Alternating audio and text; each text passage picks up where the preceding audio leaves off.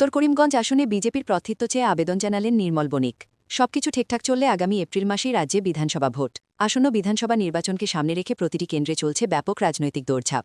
শ্রীভূমি জেলা 4টি কেন্দ্রেই শাসকবিরোধী শিবিরের প্রার্থিত্বের দাবিদার সংখ্যা দিন দিন বাড়ছে। উত্তর করিমগঞ্জ কেন্দ্রে বিজেপি দলের প্রার্থিত্ব চেয়ে এবার আবেদন জানালেন জেলা বিজেপির অন্যতম মুখ তথা প্রাক্তন ছাত্রনেতা নির্মল বণিক ওরফ বিজু। আজ নির্মল শ্যামাপ্রসাদ স্মৃতিভবনে গিয়ে জেলা সভাপতি সঞ্জীব বণিকের হাতে আবেদনপত্র জমা দেন। নির্মল রাষ্ট্রীয় স্বয়ংসেবক সংঘে ছত্রছায়া থেকে বিদ্যাকী পরিষদ দিয়ে রাজনীতিতে আসেন। জেলা বিজেপির বিভিন্ন পদেও দীর্ঘদিন কাজ করে গেছেন। সেই সুবাদে তিনি দলীয় মনোনয়ন চেয়ে আবেদন জানিয়েছেন।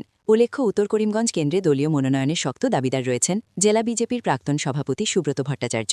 এছাড়াও মনোনয়নে দৌড়ে রয়েছেন সঞ্জীব বণিক, ডাক্তার দেবতোষ পাল, আশিস নাথ সহ একাধিক।